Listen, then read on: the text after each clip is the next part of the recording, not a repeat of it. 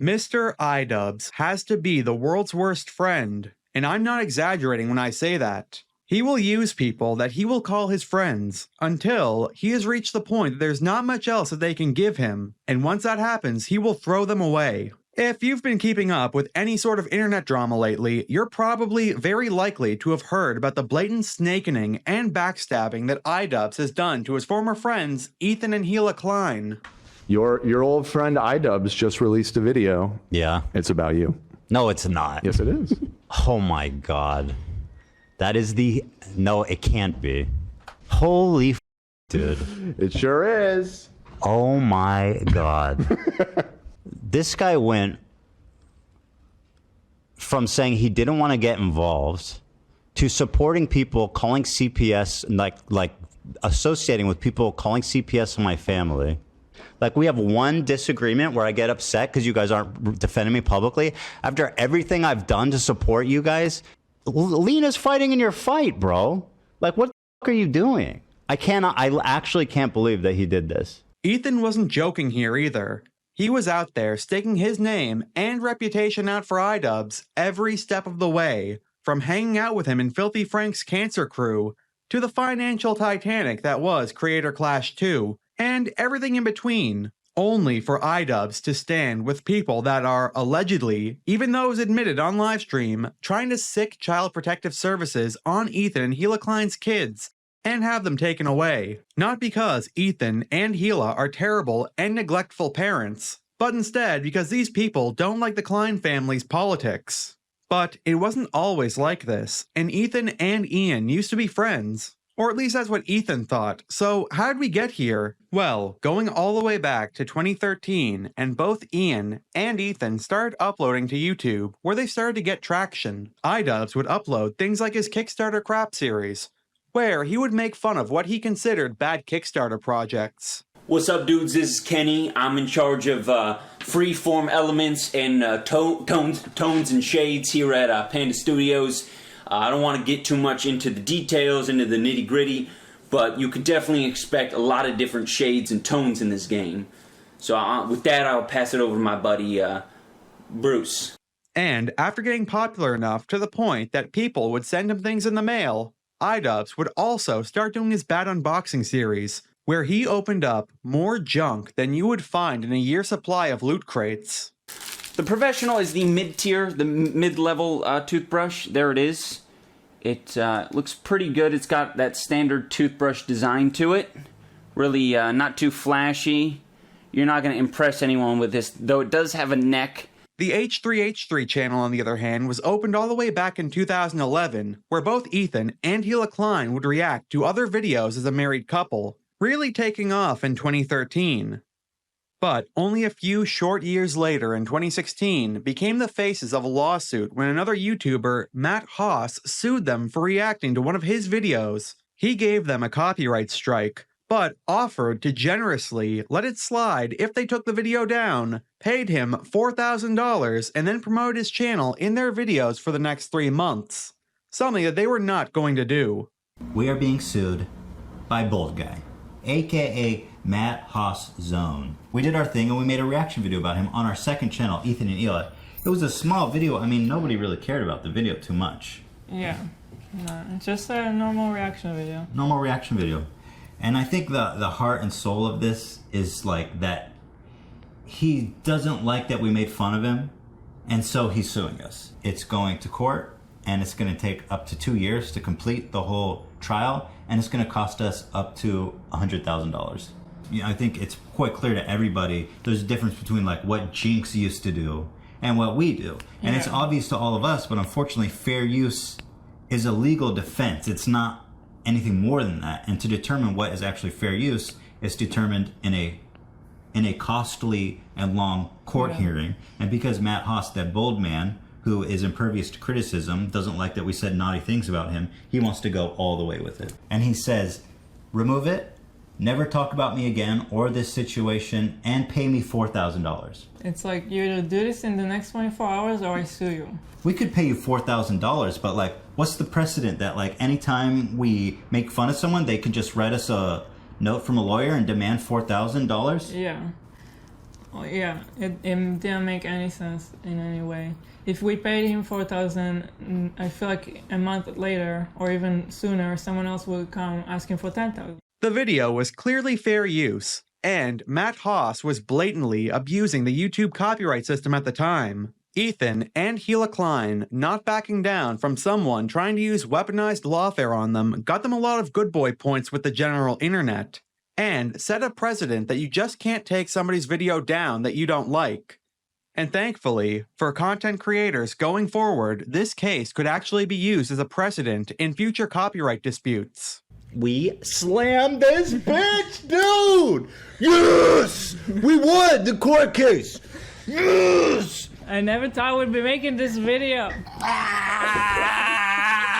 I swear to God, it felt like this would never happen. It was a year and a half we were waiting for this.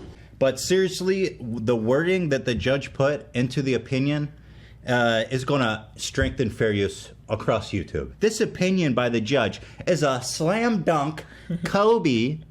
Meanwhile, iDubbbz had found his groove, and when the majority of people think about iDubbbz, they think about this era where he was doing videos with Filthy Frank, Max Mofo, and anything for views in a group that was then known as simply the Cancer Crew. At the same time as that lawsuit that we mentioned earlier, however, in 2016, iDubbbz and H3 would start doing videos together without the rest of the Cancer Crew, just the two of them together. In these videos, they would do activities such as eating dumpster chicken, wrestling in the desert, making fun of Logan Paul long before his Japan trip, and shooting guns in the middle of nowhere. Ethan Klein eventually realized that YouTube was cracking down on any content that advertisers wouldn't like to be associated with, and announced that he was going to move on into the podcasting world. And in February of 2017, he had iDubbbz on as his fourth guest, only a few months after the Tana Mongeau situation, where iDubbbz went to Tana Mongeau's TanaCon and filmed himself dropping the gamer word right next to her. I have a lovely girlfriend who's in the room right now. Is he gay? I mean, you would know better than anybody. He's a little gay. He's a little gay. All right. Yeah. For Max. Oh, just Max? We're kind of gay. Yeah. That's it. I've had relationships like that almost, where you're like, I'm not gay, but I have a friend who I... Yeah. Right? That's what you're saying? When did you have that relationship? But who is that lady at the interview that we didn't get to see, who iDubbbz claimed was his girlfriend? Well, it was none other than Anisa Jomha, iDubbbz's current wife that was the inspiration for the name of his podcast, She Ruined My Career. But that's getting way ahead of ourselves, because we're not even going to be covering that in this video. Anisa claims that she's the mastermind behind the idea of iDubbbz making that infamous Content Cop, and putting the idea of pressing Tana Mongeau into his head. That whole thing was Anisa's idea from the start, and when it happened, she was frustrated that people didn't realize the whole thing was her idea, but later would talk about how wrong the whole thing was. And he was like, I feel really bad when people tell me how brilliant the Tana thing was. I always tell them it was your idea, but I feel bad I didn't credit you in that. I also take ownership for the Tana. The Tana thing was my. Oh, that was so long ago. Was my idea. Was my stupid idea. Yeah. I was the one that suggested, like, we can go to the place. It's just in San Francisco. I'm like, it is just in San Francisco. Yeah, that drive and everything. And now I think back to it, I'm like, I can't believe we literally harassed an 18-year-old child at her show. It's like kind of. That's I guess when you put it that way, it doesn't sound like horrendous. Yeah. It's horrendous. It's probably like my most embarrassing. Like it is. It's fucking embarrassing. But I mean, it was things that a lot of people loved. I mean. Yeah, I mean, it was like I can recognize why it was entertaining. I could also recognize why it was completely out of line. Yeah. Well, I think people have the same problem with me. Is it the same have a problem with you? Yeah. Is that we both used to be like edgy comedians and we were a part of the larger commentary community. And as we've aged, we've realized that, you want to conduct yourself differently. Up until this point, iDubbbz and H3H3 were incredibly successful channels that had a loyal fan base and would show up for anything that they made. That was until in 2020 when Anisa, still not iDubbbz's wife yet, decided that she wanted to open up an OF. Immediately after that happened, iDubbbz started taking more heat than ever before. And guess what happened? iDubbbz committed the very beginning of his career seppuku with an interesting katana that we're going to get into later by making a video saying that he was not the person that his audience thought he was. I'll fill you in. My girlfriend started an OnlyFans account. A good amount of people are just doing the reasonable thing and just making jokes and laughing about it. But there's a whole nother group of people who feel personally devastated and betrayed. You lied to us. First of all, I'm not your dad. Like, if you don't want to look up to me anymore, that's fine. I don't want you to look up to me. I think this is one of the most important opinions to highlight because it really demonstrates a severe lack of real-world experience when you're saying that future jobs are going to be harder to come by because of an OnlyFans account. Like, if you think this affects your standing or your social credibility in getting jobs, you are so sadly mistaken. He also posted this wonderful tweet. I'm done, I'm done. No more Mr. Nice Simp. That video was panned by everyone who saw it. Even PewDiePie, the biggest YouTuber at the time, talked about it. I don't think I've seen the internet collectively lose their mind over something in a very long time. So obviously, I'm gonna talk about it. People dying of disease, iDubbbz being simp. Let's talk about that. So now, of course, what do people do? Well, they endlessly call iDubbbz a simp online. This has been going on for a long time now. Let's hope that iDubbbz becoming a simp is what brings Leafy back from the dead. Alright, I wouldn't go that far. iDubbbz has finally uploaded a response video shutting down his fans. It didn't really fly well. It's got a third of the dislikes. PewDiePie was pretty tame in comparison to some of the others though, because when Keemstar covered it on Drama Alert, he went full force. Hell has frozen over. iDubbbz has taken his first L on the platform here on YouTube. Now, we told you a couple weeks ago that iDubbbz basically was getting some hate and getting goofed on by his own fan base because his girlfriend started an OnlyFans. His whole Reddit kind of turned against him, cracking jokes. But not all of it was just jokes. I mean, some people were actually really mad at iDubbbz. And yesterday, iDubbbz uploaded a video defending himself, and I guess kind of defending his girlfriend, and well, he took an L. That's right, currently this video has 125,000 dislikes. And well, in this video, iDubbbz kinda attacks his own fan base, so obviously, a lot of them are not gonna be happy with it, and I think that's why this has so many dislikes, but also, there's just a lot of bad points that iDubbbz makes, and we usually see iDubbbz work on a video for months and months and months, making sure that his arguments are flawless and that people can get behind them. Not in this case. There's a lot of weak arguments that are made.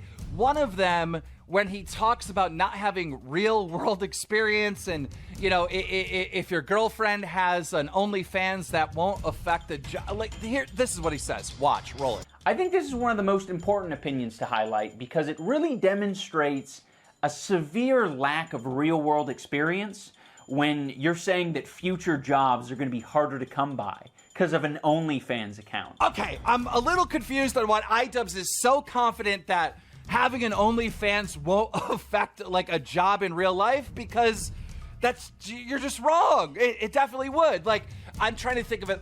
Here's an extreme example, right? If you're going to be a school teacher and you have an OnlyFans, there is a good chance they won't hire you. I mean, it's common knowledge that employers literally start doing Google searches on you to kind of find out what type of person you are and what you're involved in before they hire someone. So I'm not sure why you were so confident in making that point because you're just wrong. But guys, listen, it's not all hate. There are a lot of fans that are still defending iDubbbz and even other content creators. Like iDubbbz's good friend, H3H3, he quickly responded on Twitter saying this: "The war against the incels has begun. Chad Army represent." Things were actually starting to look down for Mr. iDubbbz. But then, our story would intertwine again with Ethan and Ian going on another podcast together in July of 2020, where Ethan ambushed iDubbbz on the situation going on, and iDubbbz said that he was trying to purge his old fans. You do what you do is great, although there's not many of it. I think you're getting a lot better with those intros. Well, thank you very much. Great's better than prolific, I think. Last time you said something about, I think, Luke Skywalker or something like that at some point. That sounds about right. I think great is. I'll take that. Just simple and to the point. And correct me if I'm wrong. It seems that you've pivoted away from the content cop and towards the docu-series. Yeah, I mean, I'm getting old. I feel that. My interests are changing just a little bit. Yes. I'm not going to say that content cop's gone. But maybe there are some things in the work. Oh, Yeah. interesting. But it's not about me, is it? I've been recommended from quite a few people. Yeah, I know. Yeah. Yeah, that would have been a good one. So, are you experiencing any kind of kickback from fans who are like, documentaries and good vibes? I want iDubbbz on people. You get that? No, like it's one of those things where it's like I think the simp debacle has really helped that, where it's like I'm purging sort of inadvertently a portion of my audience that really wants to see me go for the throat, you know. Content cop your own girlfriend, bro. Yeah, exactly. Can you explain the simp phenomenon? Explain it. I mean, I can tell you that it was like my video was either really well timed or really poorly timed. Depending on your perspective. Or I mean, I'm more specifically, why are people calling you a simp? I mean, well, do you want me to? I'm pretty sure we've talked about it. Understand I'm just why. It's because my girlfriend is selling nudes on the internet. Yeah, I just wanted to set it up for the audience. Obviously, I know why. I mean, we've also talked about it. The whole simp thing was like the first time you were on the receiving end of catching on the internet. How did it feel to kind of be on that end of the old gun? It hurt. It hurt me. It's the worst, isn't it? Well, I think you're being sarcastic, but did it? No, I'm not being sarcastic. Yeah. See, that's part of the problem. Is without this, people would just think I'm above it and all that. No, it hurt. I'm human. It hurt me, hurt my feelings to hear people say things like simp, cuck, motherfucker. Well, it's not so much what they say. It's like just the scope of negativity aimed at you. You feel that, you know. You can't just dodge. And also, I can only imagine that as a couple too. It must be difficult to both get it, and then as a couple, you know, it's like a lot. I'm certain you guys, would understand it. I think it's brought us like a lot closer together because it's like we're in this together. Yeah. You know, when shit hits the fan, it's like you don't really have anyone to rely on. You're not going to get fulfillment by reading comments. You're going to get it from each other. Yeah. So yeah, I mean, it's only strengthened the relationship. Apart from her being in Canada right now, but it's overall a good thing. You know, it's not negative. I think everyone needs to, every content creator needs to experience some of this during their career because it's important. It gives you perspective on what it feels like, whether or not you want to engage in it when it happens. You know, if someone's getting dogged on, like you're gonna think twice if you've experienced it before. So it's important, I think, for everyone to get a taste of it. I'm more than happy that this was my controversy. Come 2021, and H3H3 started another podcast after seeing the success that the H3 podcast was. This time, it was a little bit more politically focused, called Leftovers, going over politics, this time with the streamer Hasan Piker. For anyone that does not know that name, I envy you. He is the man that said that America deserved 9/11. America deserved 9/11, dude. F it. I'm saying it. We're there to partner with them. We're not there doing our own thing. We're there partnering and training in a video and game. Equipping and enhancing their capabilities. So that's part of what we're doing. And the other part is just knowledge. We want to know what's happening. Like we fucking totally brought it on ourselves, dude. Holy shit. We did. We fucking did in a video game. To my genuine surprise, this was something that even Cenk Uygur, Hasan's uncle, did not like and had him on the Young Turks to talk about. Our sweet nephew, Hasan Piker, is in trouble. Hasan, welcome. And listen, you're on because you said some things that a lot of people, including myself, find very offensive. You did not say it on the Young Turks Network. You said it on your own Twitch channel. So we're going to take them one at a time and have a conversation about it. In the past, when conservatives have said offensive things, I have said that they should keep their job and we should have a conversation about it. I said it about Megyn Kelly, Don Imus, and Rush Limbaugh. And so here we are. I'm living up to what I said about conservatives and progressives. We're having a conversation. So you said America deserved 9/11. Did you mean that? No, obviously not, especially considering the fact that while that is a very viral quote that is going around currently, if those people were at least even remotely charitable or cared about the actual truth of what I was talking about, they would understand that within context, I was simply referencing the fact that all of the foreign policy decisions and our arming of insurgent groups in the region and our efforts in destabilizing the Middle East have a direct consequence, a boomerang effect, rather, if you will, in causing 9/11. Leftovers, as a show, was completely unwatchable, and I was only able to make it about 20 minutes in before I had to turn it off. Leftovers wasn't where H3 and Hasan met, however, because that was all the way back on podcast 207, where Hasan was the guest of the day. Today, we have with us the Hasan Piker, a Twitch streamer. I would even venture to say the most popular Twitch streamer that doesn't play games. He's a progressive. He plays a little. Plays a little games, we learned. But I don't think that's what he's known for. No. But he's a progressive commentator, and I really find him interesting because, like, I feel like the space is so predominantly occupied by conservative voices. I find it really cool that there's a progressive who's able to flourish in this space. So I think it's interesting. I think he's an interesting guest. So I'm happy to have him on, Hasan Piker. But there's not many people like you who are kind of leading liberal communities. I don't know. Do you use the word liberal? I'm not even sure how to describe it. But like left-leaning. Yeah, I wouldn't even consider. I don't consider myself a liberal, but in the American political lexicon, I guess like I'm super liberal. That's what that's what Americans think liberalism is. Like the more left you are, the more liberal you are. Even though there is a genuine distinction between the leftist and the liberal, but yeah, I'm progressive. I guess that's the catch-all term. I like progressive. Yeah, who wouldn't want to be progressive? It's in the name. We're progressing.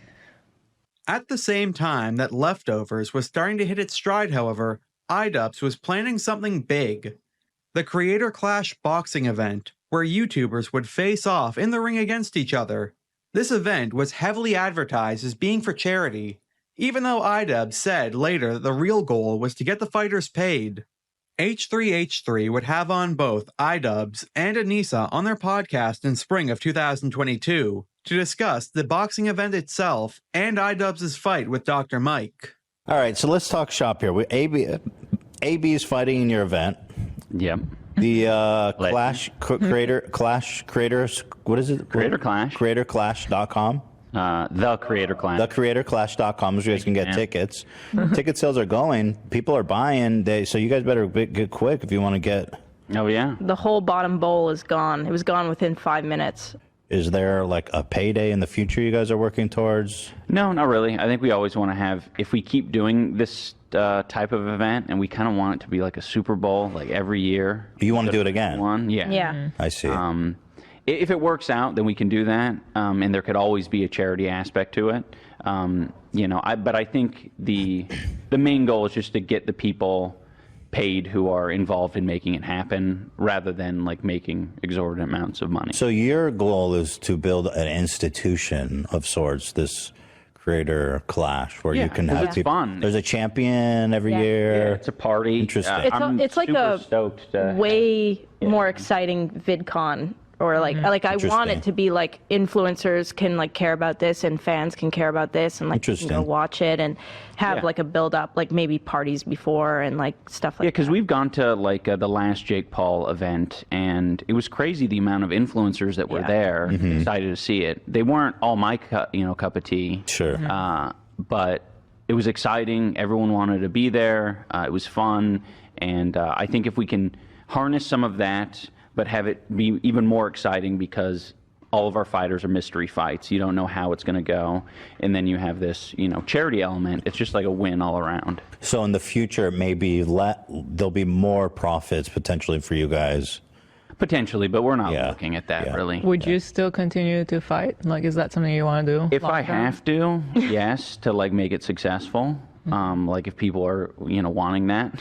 But it's not a personal passion. I am passionate about boxing. It's just that there's a lot of unknowns right now, especially with running the event and everything. I just don't know, because it consumes this so has much time. been a nightmare to train and also run. I mean, like we just flew in we did like basically 2 red eyes, one to Florida, to like walk the venue and like talk to, because we have the live producers and then we have the broadcasters. They have questions for us, and then we have to like okay things or whatever, figure out budget, figure out safety for the influencers that are going, everything.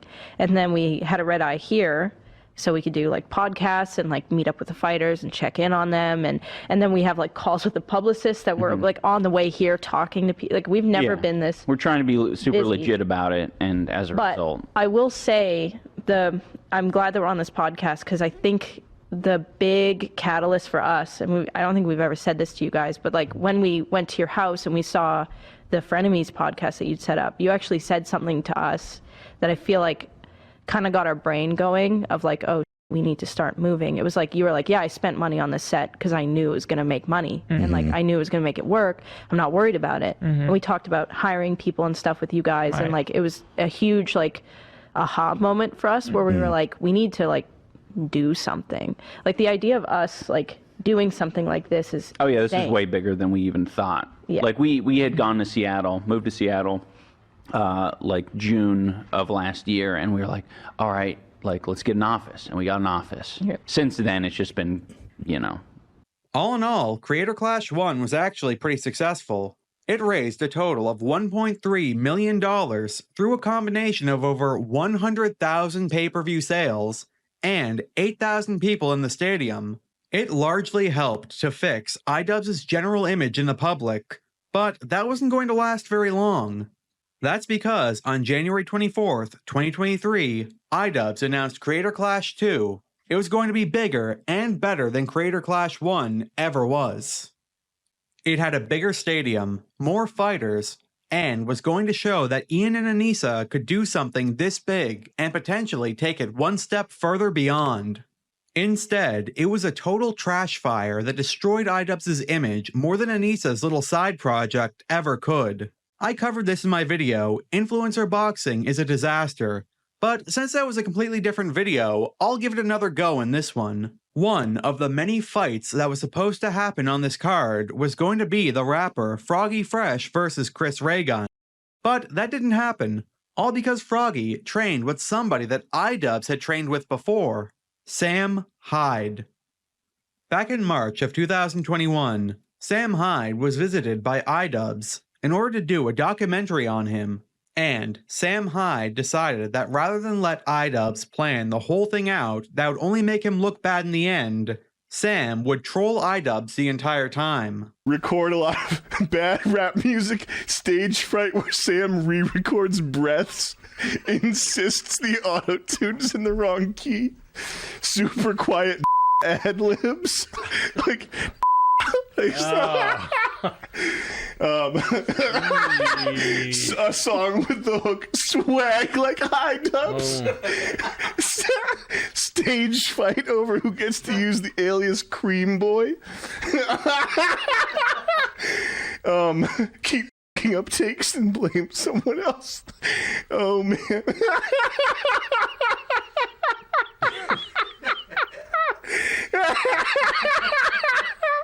Yeah, set off smoke detector while recording. One song entirely stolen U2 Sunday Bloody Sunday lyrics. During sparring, chanting Ooga Chaka. Sparring, being Ooga Chaka, Ooga Chaka, Ooga Chaka. Be insecure about how good we are. Yeah. Keep doing wrestling, but say it's boxing. Yo, bro, I'm boxing you right now. In-car boxing for self-defense situations. But it wasn't all trolling that happened. iDubbbz was also trained by Sam Hyde in the ways of boxing, something that's very important going forward. You brought that up on prompter. Okay, here we go. Let's keep going. Hey. Hey. Spin on that bottom a little more. Let's spin. Hey. Keep going. 5 more. Hey. Let's go. Hey. 3 more. Yep. Boom. There you go. Now you know how to protect your life. No, Mr. iDubbbz. You hurt me. You hurt me, iDubbbz. And headshots. Go. As you just saw, iDubbbz trained with Sam Hyde during the filming of that documentary, and so did Harley Mornstein from Epic Mealtime before Creator Clash 1. You've conscripted Sam Hyde to get you in punching form. So what is your full plan leading up to it? I'll give you guys like the whole thing, how it even got here to begin with. Definitely. iDubbbz, I don't have like a savage killer instinct in me. I'm not Kyle, you know what I mean? I don't have that. So when iDubbbz like, oh, do you want to, who wants to box? I was like, me. And he was like, oh, great. But I didn't think he would ever find someone to box me because I'm 6'5", like 290. But I started training, and then iDubbbz hit me up and said I was going to box Aaron from Game Grumps. And he's like 6'2" or 6'3", like 235 pounds or so. I'm definitely bigger than him. Mm-hmm. And no matter what, I have mad respect because he's getting in the ring with me, and he probably thinks like I'm a real guy and I know how to punch and stuff, which I don't, but I'm way bigger. So like I wouldn't get in the ring with a guy who's like 60 pounds bigger than me. He took iDubbbz under that bridge in that little documentary, and he was getting iDubbbz to punch him, and he was kind of hitting iDubbbz back. I believe that was the conception of this boxing event. So I had an open line to Sam, and I was talking to him, and he was like, hey, why don't you send me your sparring footage? And I was like, okay. Oh, because I told him, I was like, you know, I sparred a heavyweight, and it really wasn't so comfortable. I didn't do that well. And he was like, oh, send it to me. And I sent it to him. Maybe appreciated that I trusted him in that sense, because he sent me back like a long list of voice memos. It was practically like speaking on the phone. He was like, how long into your fight? And I was like, 7 weeks. He was like, okay, you're trash. You're very bad at this. You look all sorts of fucked up in there. I'm going to have you. If you can, do you want to come here? And I was like, yeah. Okay. I was like, how big are you? He's like 6'4", 270. And I was like, okay, so if I go and I fight Sam Hyde twice a day, every single day for 7 weeks, a single game grump should be pretty easy for me. So is your first day of real training tomorrow then? This is Sam Hyde. Remember, it's Sam Hyde. It might be any minute, huh? Literally the second I'm done here, I have a mysterious address that on Google Maps looks like a parking lot, and I'm going to meet him there. And I'm like, it'll be about midnight. He's like, that's okay. And I'm like, great. I'm like that too. So I'm like, okay. Well, to continue off with that Creator Clash tradition, a streamer named Froggy Fresh would also train with Sam Hyde, except this time, iDubbbz was not too happy about it. There's been a change in the lineup, and Froggy Fresh will no longer be fighting against Chris Raygun. We will announce his replacement in the coming days. With just 3 weeks left, the countdown to Creator Clash 2 has begun. Creator Clash's goal is to make an inclusive and fun environment for creators and fans while giving back to charity. That has always been our mission, and Froggy Fresh's recent behavior does not align with that mission. We look forward to sharing this positive experience on April 15th. Did iDubbbz really hate Sam Hyde that much that he banned Froggy Fresh solely because of his affiliation with Sam Hyde? Yes, Immediately before Creator Clash 1 happened, as in like the day before, iDubbbz had canceled Sam Hyde's $10,000 worth of ringside tickets and banned him from the event. Sam Hyde was blindsided and backstabbed by iDubbbz, and this meant war. The man banned from the Creator Clash. How are you feeling, Sam? Banned again, blacklisted again. No fun for me. Yeah, I thought it was funny. I can't get all expense access. No, I thought it was funny. Last I heard from Ian, he seemed to be against the blacklisting of Sam Hyde and thought, "Hey man, you could still be on YouTube." That was last I heard. Well, he said I could put on my own boxing event and I could go to that. Pretty cool. Yeah, Gus Bang is live. That's really kind of him.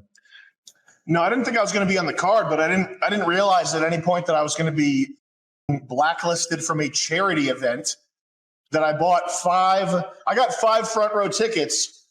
It was $10,000, and it's for charity. And supposedly I'm going to be refunded this money. So I guess he wants me not around badly enough that it's worth taking away $10,000 from charity. I guess. Like deep down, I want him to be uncucked. I want him to get the tattoos lasered off, get a normal haircut, get rid of Yoko Ono. That's poisonous. That relationship is poisonous. She's like his entertainment handler. Like she's his fucking career manager now or something. She's got to go, man. She's gonna ruin his life. I guarantee it. Mark my words. Mark my words. That woman is gonna ruin his life. I even texted him, and I had a moment. A tear fell from my eye. I had a real moment though, where I was like pissed. Like I was texting him, and I was like, I texted him about the refund. Like, are you gonna give me this refund? Which is kind of like asking somebody for a refund after they get their pushed in by a fitness boxer. Like he just got humiliated by a guy that like hits pads for fitness. And I'm texting him, "Hey, can I get a refund, bro?" So that was kind of out of pocket on my end, but need the money. Like it's not a small amount of money. Anyway, after I texted him that, I texted him asking if he wanted help for the rematch. And I 100% sincerely meant it. And if he had said yes, I would have, he'll still to this day, if he says yes, I will give it my 100% all to make sure that he comes out on the winning end of that next time around. But I don't think it's going to happen. I don't know if he's going to, I can't imagine him ever being humble. At least not while he's under the controls of this like succubus freak woman. Going forward, while promoting his fight for the Misfits boxing event, Sam Hyde would let the world know under his fighting pseudonym, the Candyman, that he was going to get his revenge. How does it feel to you when iDubbbz says you're too dangerous for the event? He doesn't want you on there. Oh, don't get me started on Mr. iDubbbz. Ooh, the Candyman's got a special surprise for Mr. iDubbbz, Mr. Ian. Ooh, I'm thinking maybe I'll twist him up into a chocolate-coated pretzel. Yeah, well, he would have to let you near him for you. I like the sound of that, Donnig. I love. Do you like the way that sounds, Blarmy lad? Of course. Ooh, you're getting me started talking about Mr. iDubbbz. I inspired iDubbbz. I taught him my candy style. I showed him what it meant to do battle as a man. He goes and creates a boxing promotion, doesn't invite his best friend. That! Listen, it's not that I'm not brand friendly. It's that he's scared of me. He's scared of the Candyman. He's scared of the Irish Candyman because they used to call me the Irishman. Mm-hmm. And then because I'm Irish, Donnig. You know how we go, you and me. You're Irish, right? Two Irishmen just doing it. You know how we fucking get being Irish? Of course we do. Like Conor McGregor. We're exactly like Conor McGregor. Me, you, and Conor. Me, you, Conor McGregor, the Irishman. We drink a bottle of Jameson, knock anybody out. We're Irish. This you know what I'm saying, Donna? You feel me, Donna? Shredded, bro. Yeah. This is a $2,000 suit. I do this for fun. That's crazy. The pockets are fake. That's how I know it's a new suit, because the pockets aren't fake. You just haven't opened them yet. You haven't cut them open. Oh, is that how suits work? I didn't even know that's how suits work. This is exciting. So Hasan's probably not going to fight you next. No, he's not. Who is your ideal opponent when you do make your debut? I'm thinking iDubbbz. Yeah, I'm thinking maybe not after that documentary. You smoked him. It wasn't even close. And you weren't even trying, and he was trying very hard, and it wasn't even a little bit close. I don't think he wants that. I could cut down 100 pounds easy. I could do anything physical because I'm nasty. Because my Irish genes, because my Irish genes may give me the power to do anything. Of course. I couldn't tell you what I have planned for iDubbbz's little get-together. Oh, the Candyman cometh. I hope that I see you there when I get there. Oh, you'll be seeing me there, laddie, and we'll give you an Irish hello and an Irish goodbye. Oh, and Sam also wanted to face off with another character that we've seen in this story so far. That being the not-so-young Turk himself, Hasan Piker. Hasan Piker is a name that you've been linked with a lot. Do you actually think you get that fight, Sam? We'll see. I'll have to force his hand. One way or another, he'll be fighting me. Whether it's me hands around his bloody neck after I sneak into his apartment, or whether it's in the ring, he'll be fighting me, lad. He said he didn't want to give you the platform. We'll see who platforms who when I'm in front of 200 million people in the KSI fight, calling out his name, screaming for him. Are we in the good timeline, Sam? We're about to be in the best timeline. Mark my words. In your Los Angeles castle, you might be cozy at night, but I hope you think of me, and it gives you a fright. Oh, I hope you have nightmares of peanut brittle and peppermint bark. 'Cause when I roll up on your son, I won't be there to talk. Before you hop off to bed, pray to the white chocolate moon above.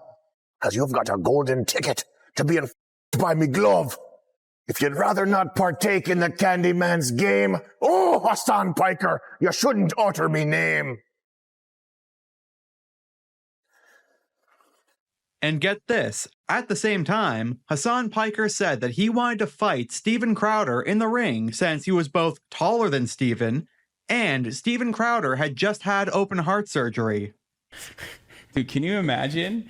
Can you imagine Ethan Klein just f***ing peeled, just jacked?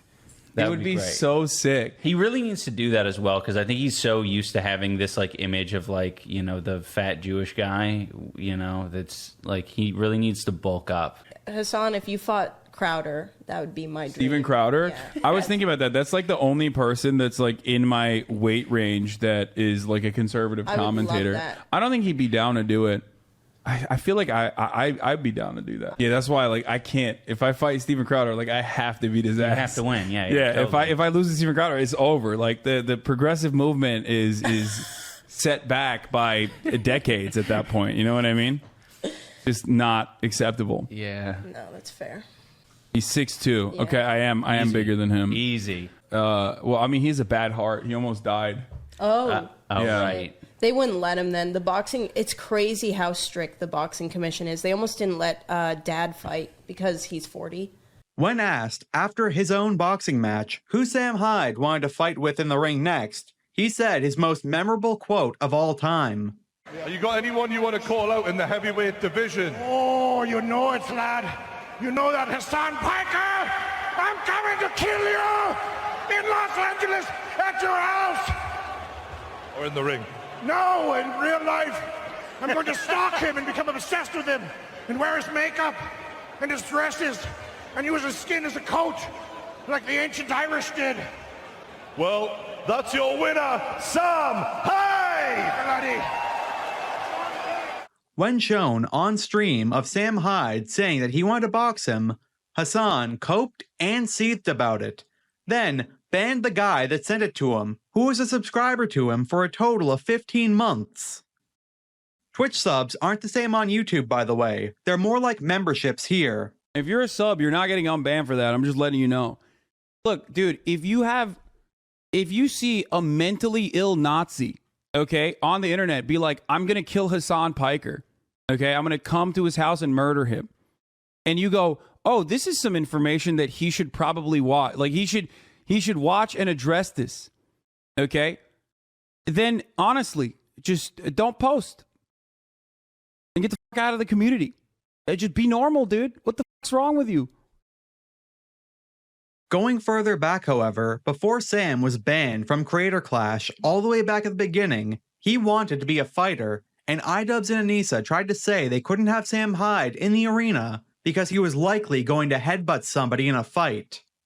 Something that never happened in his fight in Misfits Boxing, as well as apparently being a risk to the entire event itself. Because apparently, if he was there, half of the fighters would pull out and no advertisers would be willing to stay in. Again, that also ended up not being true because Sam Hyde was able to fight no problem with Misfits Boxing, where, in my opinion, he was the main fight and the star of the show.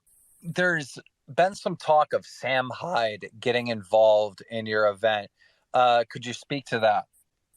Yeah, we just did a live stream where we spoke to it a little bit, but essentially, like, I mean, if anyone saw the documentary Getting Away with It, we worked with Sam Hyde for a period, and it was tough. You know, he was wanting to put on his own show, and he did, and it was funny, but he's not a super cooperative guy. He's very unpredictable, so involving him in our event just isn't a good idea. I think most people would. Business risk. I think most people would understand that. Yeah, it's a huge business risk. I mean, we're getting guys signing to agree to be within like 7 pounds of each other. I can't trust that. I mean, you can't really trust that. It's just hard to have trust there. Yeah, it's already hard enough wrangling, 22 YouTubers to make sure they are training, they are getting proper sparring in, they are making weight, they are eating right. That's the other thing I want to add is like we've been, we fly to LA and we're meeting these guys' coaches, making sure that they actually have credible coaches that are like not, fitness boxing coaches. They're like actual guys that are going to, get them in there and sparring and know what they're doing. And I mean, we've really tried to ensure that everybody's getting proper training. So I mean, you need a high amount of like cooperation between everybody. And it's just, unfortunately, I mean, there's a lot of guys that we would have loved to have on this card that just aren't cooperative. Yeah, there's a list way longer than just Sam Hyde that we have to say no to, So he actually wants to box Harley is the way I understand. And it's a no to Sam just because of the difficulties. I mean, yeah, I mean, it is, but I'm also going to say, like, I don't know where you heard that. I've heard so much conflicting information in regards to that. Like, I don't believe anything. Sam wants to fight a bunch of people. I've seen a bunch of, but also on top of that, it's like we've put way too much money and time into this to have one person. Also, like, do you think Dr. Mike would box on a card with Sam Hyde? You want to do an interview really quick? Or he's like, how does it feel to be a big winner? Exciting. First fight in the books. Got my team here, got me ready. So it was exciting. I hope iDubbbz okay. Yeah. Do you think he's okay? Is he a little bit rattled up? Backstage, when I came up to thank him for the opportunity, he looked a little rattled. So I hope he's okay. Did you hear that he banned Sam Hyde from entering the event? I did not. Why is that? Yeah, I don't know. I have no idea. I have no idea either. Sorry. He had like front row $10,000 seats, and then he said he couldn't come to the event. Oh, yeah. Sorry. I don't know what to say about that. That wasn't my call. Was boxing fun? Your first boxing fight, was it fun? Absolutely. It was amazing. And I got to thank iDubbbz for putting this amazing event on. It was dope. Maybe we'll do it again. Yeah, it's very well run. Yep. Anything you want to say to the fans out there? Fans, thank you so much for watching. I heard the boos. I understand why. iDubbbz a cool guy. You got to support him. But hopefully we won a few over tonight. Thanks, guys. He's the underdog, so I feel like, I don't know. He didn't sound like he was the underdog, like by the applause. Maybe the betting underdog. I'm saying, like, from a technical standpoint, I feel like you had a technical advantage. I mean, I hope so. We put a lot of time into this. Then again, iDubbbz quit everything and dropped everything to do this. And he looked pretty good. He looked great. He took a lot of shots. I mean, I still have a job. I have to be in the hospital on Tuesday. So we don't stop. We keep working. So Well, keep it up. We have a sad Sam Hyde at home watching this. Do you want to say shout out Sam Hyde? Sorry, Sam Hyde, that happened to you. Yeah. Thank you, brother. Appreciate your time. Appreciate it. Thank you. Have a good one. Yep. Even the sensible, kind, and intelligent Dr. Mike knew that banning Sam Hyde of all people from the event was the wrong thing to do. I hit up Harley and asked him who he wants to box. He said Sam, and then Sam tweeted out basically like, what his music would be as he came out or whatever. And I was getting really excited for that because, look, I understand that, Sam might not be on brand, but as far as a show and entertainment, like, yes. Yeah, we would lose half the card though. Like legit, actually, and all the sponsors. Yeah, I can think of a ragtag group of people that like Sam could probably box with in the future, or an event that he would probably have to create, and that would be cool. Some crazy event with all sorts of non-brand friendly people. I think that'd be fucking awesome, but it's just like not really a discussion for us. Yeah, we can't entertain it. Again, by now, iDubbbz had largely recovered from the simp debacle that nearly destroyed his entire brand. But unfortunately for him, that was about to change when he let Anisa's hatred of Sam Hyde take over his life, banning Froggy Fresh from Creator Clash 2, all because of his affiliation with Sam. But we're gonna have to cover that in the next one, because if I keep this video going, it would take us all day to finish watching. As always, thanks for watching, and hopefully I'll see you soon. But wait, what's this? Joey got it for the people of America.